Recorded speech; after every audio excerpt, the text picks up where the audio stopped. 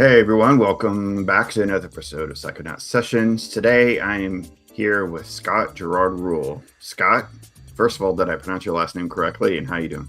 Yes, you did. Cool. Thanks. I'm doing good. Thanks for having me. Yeah, thanks for coming on.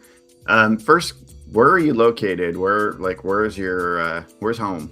I'm in Phoenix, Arizona. I've been here about 12, 13 years now. I'm originally from Chicago. Nice. Just got sick of seeing snow, man. And said I traded it for 200-degree summers, but yeah, I'll take that. Yeah. But is there a thriving comics community in Phoenix? There's a cool indie scene. Thriving? I don't know. But yeah, there's definitely a bunch of us self-publishers. We just got together yesterday for pizza and draw. Me, Eric Nice. Mingle, Eric Mingle, who does Ocho Comics, Brad Dwyer, who's also part of Power Pulp, Damon McGay. Yeah, there's a bunch of us. We're always trying to get it, growing and get our stuff out there as much as possible. There's a couple indie shows that happen here and there, so we always table at those shows. I had one recently. It was like about, I don't know, not even a month ago, I think. So yeah, and recently the three of us went to Denver for Decaf, which was a really great show too. So Cool.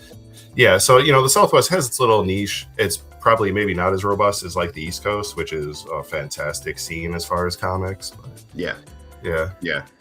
So, did you always have plans in your life to move into comics, or were you a latecomer? Where did you get the knack? Not for like your interest in comics, because Yeah. most of us started out young, but that Sure. you knew that this is where you wanted the expression of your art to manifest. Yeah, I knew it's what I always wanted to do, but there were starts and stops in my late teens, early 20s. Me and my friends would do mini comics and table some shows. Around 2003, I did some work for Jim Mahfood. I did some coloring for him. Like I colored some flyers for his live shows, his live art shows, and I colored the first version of his website. Around that same time, I did some work for some Eros comics anthologies, but it was like really terrible. Like I didn't make the most of the opportunity. And then I got a day job and convinced myself I couldn't do comics, or I shouldn't do it. Like too much time, not enough money. But I was still slowly working on the comic that became the first issue of FutureLux in the background around that time. I just had no publishing goals for it. So I would put it up on a blogspot site. I didn't draw any traffic to it. I didn't know how to do that. Yeah. And about 20-ish years went by, and then some things happened in my life that eventually kind of pointed me in a direction where it was like, okay, yeah, why don't you do this thing now? Take what you have, put out the first issue, start on the second issue, outline the rest of the series as far as that story goes. And that was in 2022. So I've been going strong since then. So yeah, it's a weird thing where it feels like, I definitely feel like I'm a latecomer to it, but I do have some grounding of doing things previously. Yeah. I just never stuck with it. So, what happened in 2022 precisely? What was the kicker? It was a few things. I'm buddies with Matt Allison, who does Kinkor. Love Cancor. Love it. Yeah, we've been friends for a lot, like probably for like 20 years or something. So before he was making comics, he was always trying to get me to do them. He's like, you should do them too. Why aren't you doing this? Mm-hmm. And I was just in my own way. But I saw his success. And then also I started watching Cartoonist Kayfabe. I'm one of those guys who they inspired me to really get into it. Yeah. And I also got a divorce around that time. And that always helps. Yeah, it always left me with nothing, no other options. And then I also had a double hernia. So I was like, I couldn't do anything but sit for like a summer until I had the surgery. So I felt like I had no more excuses. I had no more distractions. I had nobody in my life. And I was just sitting there, but I was also inspired by, some of the other guys doing stuff and then just watching kayfabe every day and being like, yeah, why aren't I making comics? Like I have no excuses. Like, so that's really when I started doing it. I was also still working from home because of the pandemic. unfortunately, like almost as soon as I started my comic, they were like, yeah, we want you back in the office. And I'm like, oh no, my dream's gonna die before I had a chance to realize it. But I'm a graphic designer for raw rolling paper, and I have a really great creative director who loves my work, and he supports me, and he realizes that I'm trying to follow this dream. So he gives me a lot of breathing space as far as like if I need time off or coming in late, which I tend to do because I'm up all night drawing. So awesome. Yeah, it's really cool. Everybody at work's like super supportive of me like doing this thing because they want to see it happen.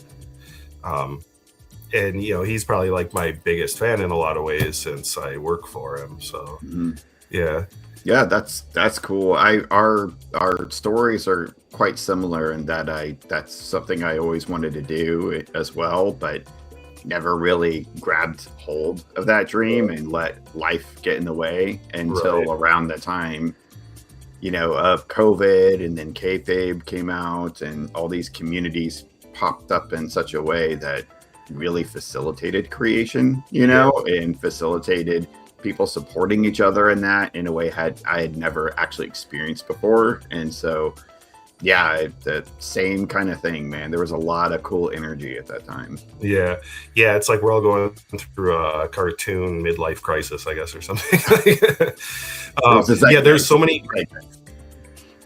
Yeah, I met so many people since I started this. Like, I've made so many friends. Like, it's really, I found my tribe, and I was ignoring it this whole time. Like, I knew it's always what I always wanted to do, but I also knew it would be a lot of work too, you know, and committing to it is such a huge part of that. Like, you can't just like start and stop. I mean, you can, but if you want it to be a success and you really want to produce, you know, work that resonates and gets out to people, it's like I work, I come home, I draw. Like, that's it. You know, it's just on the weekends, that's what I do. And it's never enough. There's never enough time. I never have enough energy. It's just constant. But yeah, you know, I met Adam Lemna from Cosmic Lion. He does a book called Relic Hunter.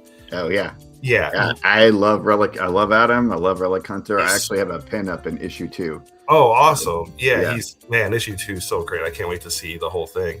Yeah. And he's such a great guy, and he connected me with so many other people. And yeah, I don't know, like him, there's just been like certain people, again, like Eric Mangle, who does Ochos, like connect me with so many people.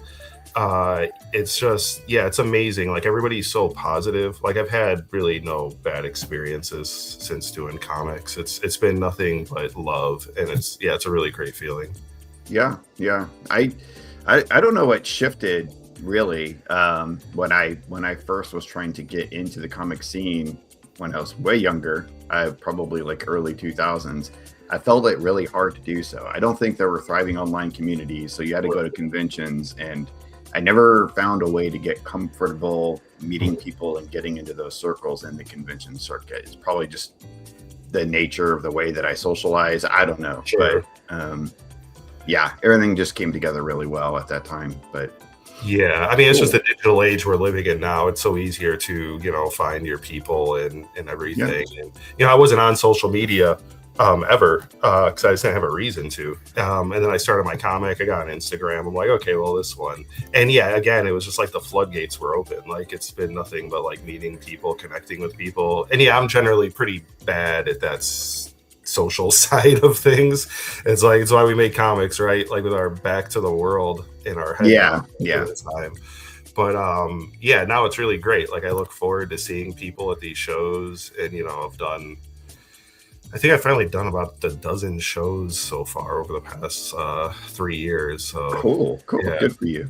Yeah. So before we get into the comic itself, you said you had professional training. You work as a graphic designer. What kind of academic types of training or education do you have that lent to your particular skills?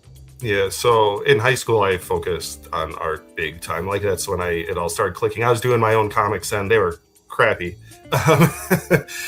high school type comics. Although I keep playing with the idea of like maybe doing a small print run of them. But then whenever I look at them, I'm like, oh, this is so bad. But I know that's the point. Like they're not, that great. But so I focused heavily on that. I had some really great teachers, even in high school, who were really encouraging. And I ended up going to the American Academy of Art in Chicago. It's the college, it's a commercial art school across the street from the Art Institute of Chicago, which is the fine art school. And it's the school that Alex Ross went to. So he would show up sometimes and do tutorials just for our classes and stuff. My high school art teacher also went there, and he was friends with Alex. Like they went to school at the same time, so there's a cool connection there. Not that he knows who I am. I mean, we've talked a few times, like all of us together, but I was just a eager kid and a fanboy at the time. But so a lot of the artists came out of there at that time or previously did like artwork for movie posters, like a lot of the famous painted posters and things like that they don't do anymore. Right. It was a really weird time because this was like the mid to late 90s, so everything was just starting to transition to digital. And I think the staff, the teachers, the whole school didn't really know how to adapt to it. Like they were learning it with us at the same time, so it was a weird time. So I learned like traditional way to do things, but like I learned some of the basics in digital, but I kind of had to pick that up on my own as it went along. So it was such a fast evolving thing in that era. And then, in school, it's like art school too. I always say the degree doesn't matter. It's all about just investing the time in yourself. It allows you time and space, basically. Like they could try to mold you a little bit. They could definitely give you some hints here and there, or some opinions and things, but it's really up to the individual to invest in themselves and do something. But I've been lucky that I've always been able to have jobs that work in art in some way. Like I've been in a lot of different industries. I've done worked in an animation studio for educational software for public schools. That was in Chicago. Oh, cool. I worked in marketing, at a production studio within Leo Burnett, which is like a massive marketing firm that had like, McDonald's and Tampax and Marlboro accounts and things like that. For the longest time, I did technical illustration for industrial machinery, and that's kind of like where part of my soul died. It was a really great job. Like I was there for 13 years, but that was what I had before I moved out to Phoenix. It was a wonderful place to work for, but there wasn't really anything creative about it. It was great that I was able to like draw though by hand for them. So I produced all their manuals and things like that. And that's what I was going to ask you is like working in the world where you are producing art commercially or design wise, do you find, as you did then, but do you find in general that sometimes it diminishes your creative energy? So by the time you get home and you're at the drawing table, like, do you have to like push yourself for extra motivation and power to get through it, or what? Yeah, I pretty much just gave up during that era. Like I just wasn't, I don't know if I want to blame the job as much, because I feel like if I push myself, like, I don't know, I think there's two trains of thought, because it's like, on one hand, it allows you to like save that creative energy for when you get home. But part of me at that point, I was just kind of dead inside as far as creativity. Which, it's weird, because now I have a job where it is pretty creative. I'm a graphic designer. I do packaging for products. I do posters. I do art for skateboards, rolling trays, like literally everything they need me to do. I do product photography, catalogs, instructions, just everything. Wow. And so how do you balance that with making your comics? It's just that like all life is fun, because I live a very bipolar existence. My work has nothing to do with making comics, art, anything. So I'm like, I have to switch gears, but I'm also looking forward to it. It's like when I'm done with work, I'm like, all right, let's go. I'm ready to go. So yeah, it's a different, like, even though it's creative, I still feel like it's a different type of creativity, because it's like with my comic, it's really like, no, this is me 1,000,000%. Even when they let me do whatever I want at work, I still know it's within a certain, paradigm or style or whatever. So yeah, it's just I like it because I feel like the valve's kind of always open, so I'm just being creative all the time. And I think when I'm stifled, is when it becomes harder for me to be creative even in my own stuff. Yeah. Well, let's if you don't mind, let's can I show a little bit of your comic, and we'll just kind of... Oh yeah, absolutely. Right. If you're comfortable showing some of this stuff. I mean,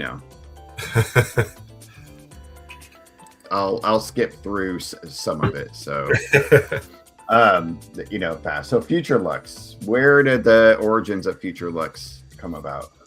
So the characters themselves are something I've been working on really since high school. It's just been different versions of them, and they've evolved a lot over time. The gist has always been kind of the same, though, where it's about these two girls who are friends, and then something goes awry that puts them at opposite ends of each other. And there was always kind of a zombie character dude who was mucking it up between them. When I first started it, I just sat down and I did the first 3 pages, that page right there, just to even see like what would it look like. But I was always doing these designs where they are more like, they have these cool costumes. I guess in my brain, I was trying to think like, well, how do they get there? How do we get there? Which is funny because I always think of the cartoonist kayfabe thing where they're just like, don't spend time on that, just dive right into the good stuff. And I think I painted myself into the corner where I was like, oh, I spent a lot of time like literally them as kids. Like I went all the way back to the beginning. And I've always liked things like Alice in Wonderland, Wizard of Oz, Winnie the Pooh, these little like that. Yeah, these like imagination lands that kids could create for themselves and go to and have their own little characters and friends. And so it became part of that, where I was like, I basically had 2 different stories I was telling, and I thought, okay, well, how do I make sense of this? And when I was first doing this, I started in landscape format, but I knew that when I got to the later stuff set in the future, I wanted it to be more like a regular comic in a portrait format. So I thought, okay, well, this cool opportunity where it could be like almost like a meta commentary with comics too. Like, so I could start in a comic strip, and then as the girls grow up, it becomes a comic book. Mm-hmm. So I get to kind of have it both ways and have it be everything I like about comics. So in a weird way, it's a love letter to just comics in general. Yeah, so that's one thing I never actually agreed with on the kayfabe guys. I like a slow build up. I like, sometimes when you just get straight to the quote unquote good stuff, there's no what am I trying to say? Like payoff. Like you don't have investment in what's happening. Right. I will say when I first started reading this, I did not anticipate.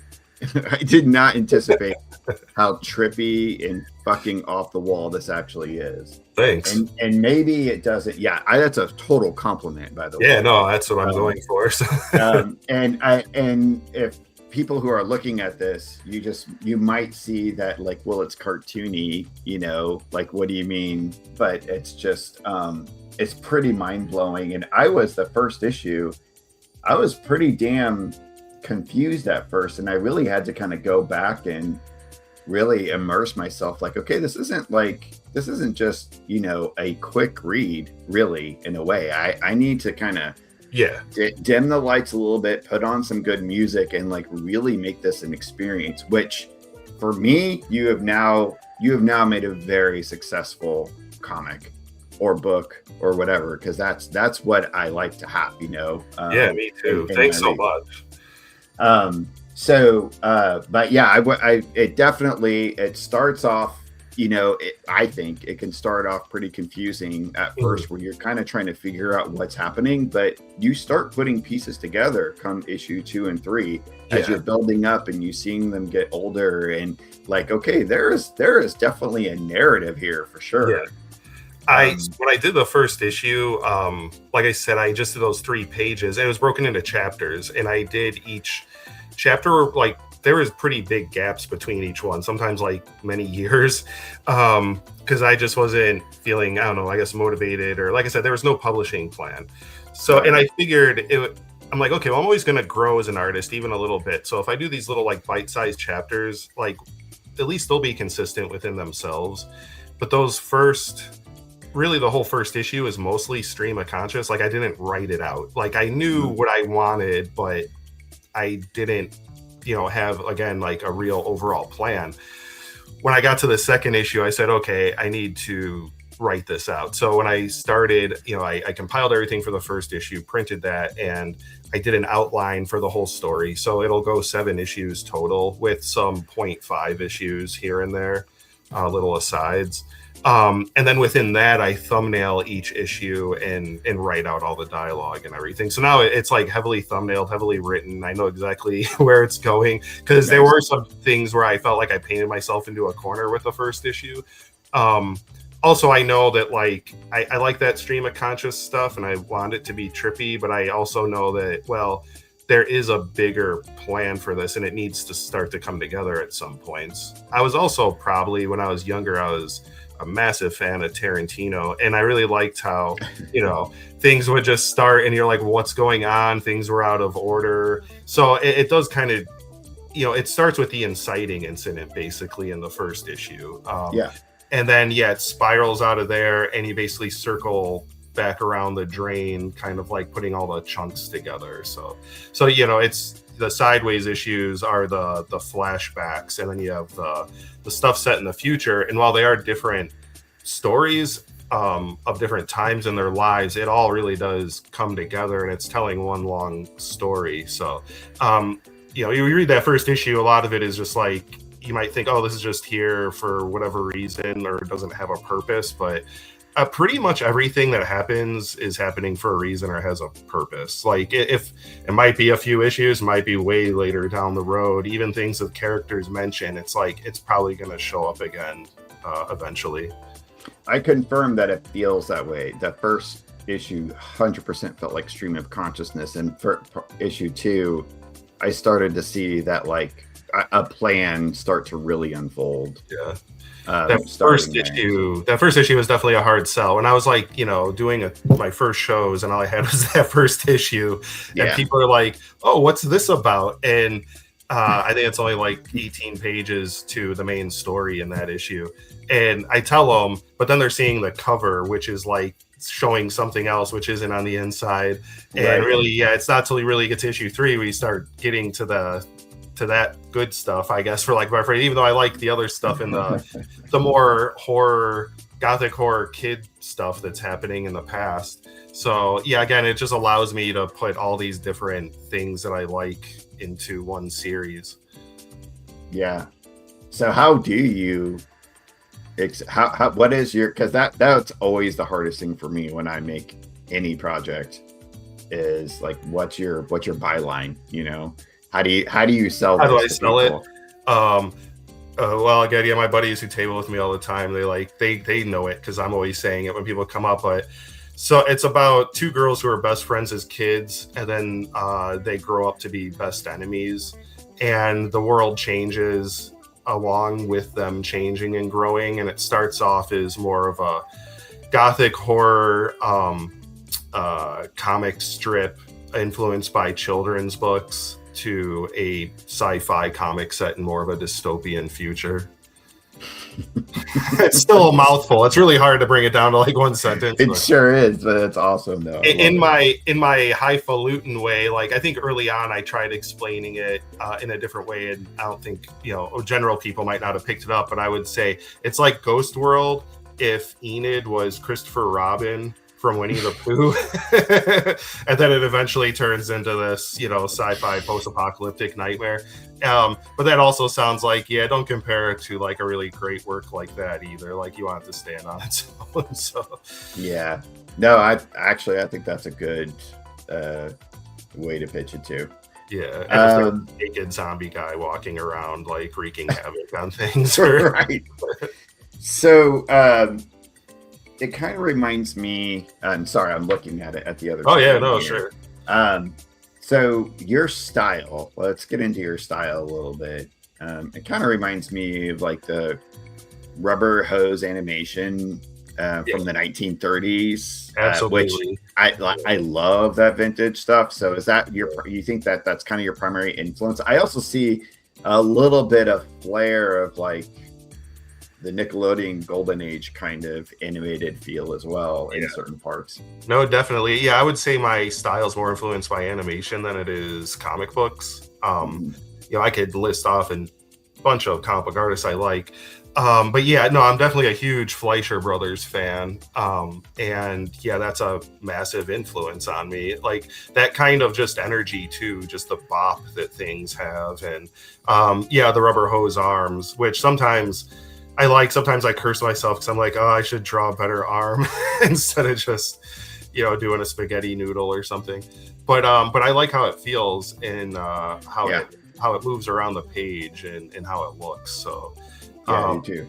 As far as comic art, it's funny because, you know, people will say, which is a massive compliment too, they'll say, oh, like this feels like Robert Crumb. And I'm like, oh, thanks. I go, but I think it's, even though I am a massive fan of him, I think we're drawing from similar influences, really. Again, it's just like that old-timey cartoons. I'm a huge, you know, Tex Avery fan too.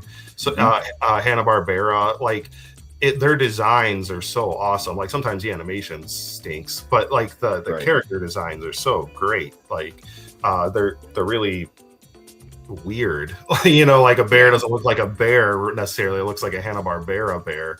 So I'm always, trying to draw from things like this. Spumco is a massive influence. But again, too, I think we're also just drawing from similar influences, even in that case.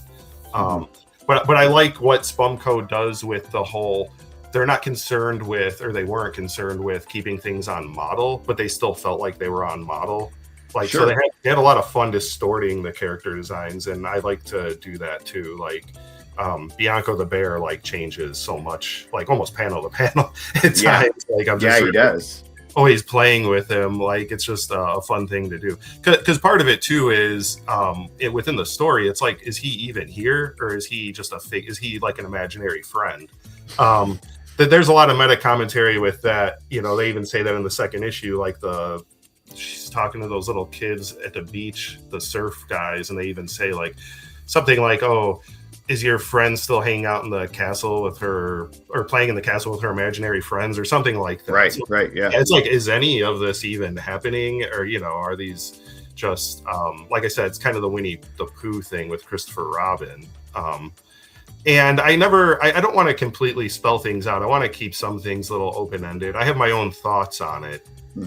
But, that's kind of why I don't want to show any other issues, because I really want to just like land people with this and inspire people to go out and buy the rest. Oh yeah, sure. Yeah, definitely go out and buy it. Like 100%. So I mean, you do have a lot of running themes. Keyholes are a huge theme through this whole thing. And berries. Can I ask you what your fetish is with berries, and why are they all pixelated? Every single one of them which I love. I love that little touch of nuance. I think too at the time, like I was really into video games, which I don't play at all anymore. So like there's a lot of visual just iconography from video games that I was putting into the books. Just even the way, you know, like it moves like very like left to right, at least initially. I just like that, like the idea of like the characters leveling up and becoming different versions of themselves. The berries themselves, I don't know where that comes from. I'm always trying to put like food into the comic, like food and animals. I think like people just kind of, it resonates with them. It resonates with me. Same thing with keyholes. Like, I don't know, it's like a childhood thing. I don't know where sometimes these things initially come from, but they get stuck in your brain and they just become motifs that like I keep regurgitating over and over. I like the idea of like, you know, being locked out of something and it's like a portal to something else. It's a voyeurism aspect to it too. I mean, it shows up like, so in later issues too. I like the idea of repeating visual motifs. Like one of the one of the problems, I don't know if it's a problem necessarily, but I know I do kind of question myself with it, which is it's not, some of the later issues become more dynamic, but in the early ones, like the first, second issues, and even the fourth one I'm doing now, which is like the last of the Sideways issues, it does repeat like literally like the same shots, like if you're in a room, like it's like a comic strip in Calvin and Hobbes or something like that. Living room's going to look the same way.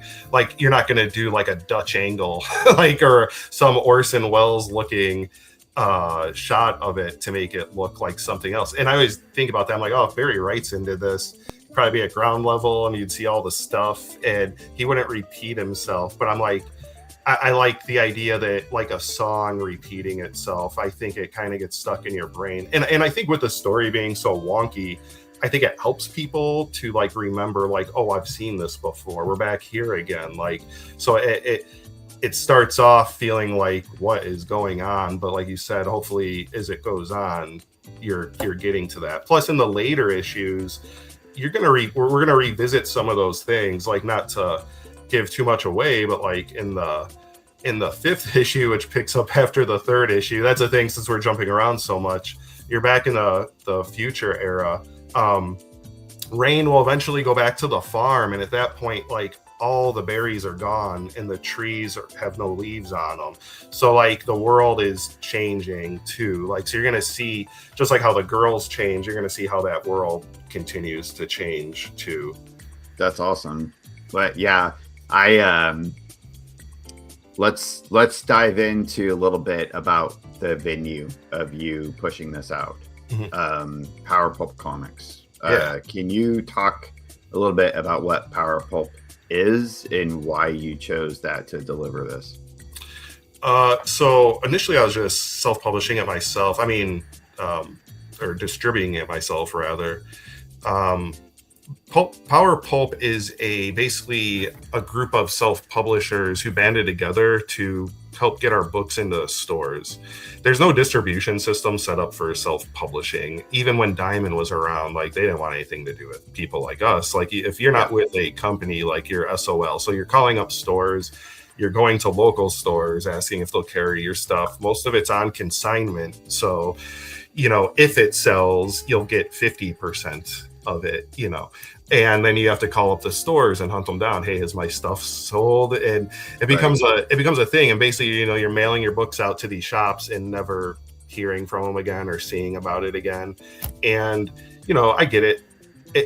Part of the reason too, where I think I avoided doing this for so long, was because it is the business aspect. It's not just making the comic, it's all the other stuff, like you said, even being social and putting it out there, marketing it, just figuring out costs and how much you should even sell it for. There's all these things. Putting full-time job. Yeah, tabling at a show, figuring out how you're going to set up your table. Like we're all questioning ourselves and how do you do this?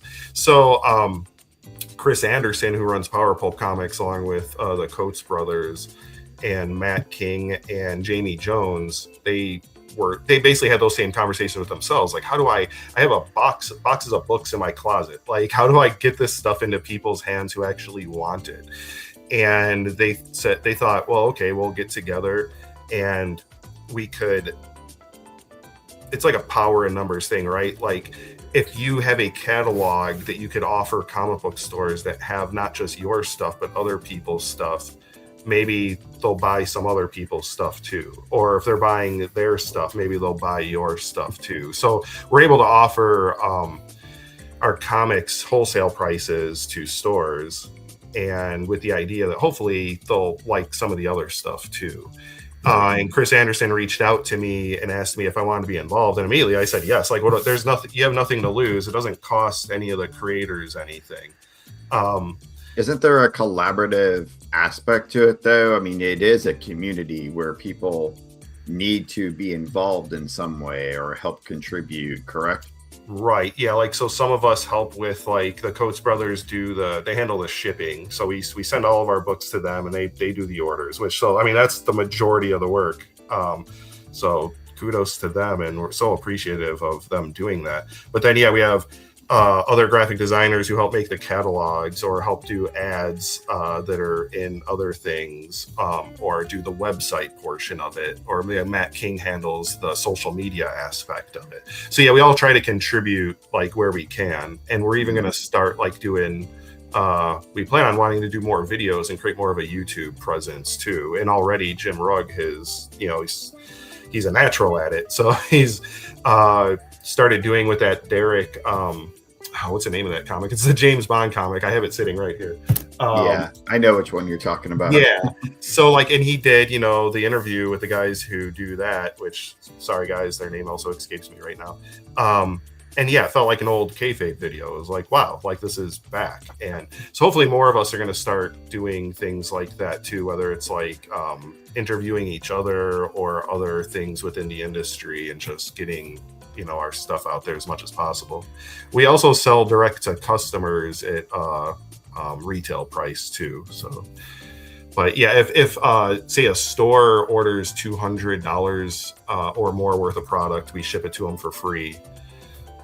So our whole thing is just really trying to get our stuff out there and hopefully catch some kind of fire. And already I've sold a lot of books that I wouldn't have sold otherwise. That's awesome. I have my own web store too, but that usually is pretty cold until I put out a new issue. Then people will buy it, but then it just every once in a while, like I might get an order trickle in. But it's really like doing shows like sells it the most. But right. This does save me a lot of trouble from having to like reach out to so many stores, which is really great. That's awesome. Yeah. Hopefully, I think Power Pulp will be kind of the answer that the indie community really needs. So yeah, and we'll see how it goes. Yeah, we keep growing. We keep adding new people. It's great. Like I feel so honored that I was even asked, because it is that thing too. If sometimes you're doing these things and you wonder, does like anybody even know who I am or notice or care or anything? So that it definitely felt like kind of like got some bona fides just being asked to be a part of it. It was like, oh wow, okay, somebody's noticing, even if just my peers. That's great. Sure. That's cool. Yeah.